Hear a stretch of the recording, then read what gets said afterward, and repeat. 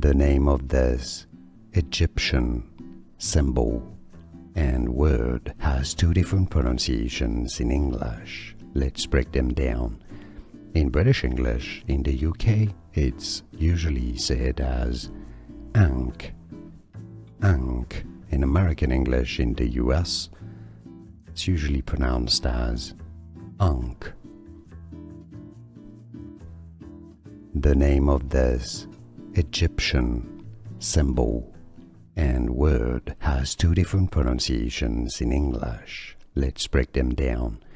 In British English, in the UK, it's usually said as Ankh. Ankh. In American English, in the US, it's usually pronounced as Ankh. Here are more videos on how to pronounce more confusing words and names too many mispronounced. Like this video if you found it useful. I appreciate your support. I'll see you soon and thanks for watching.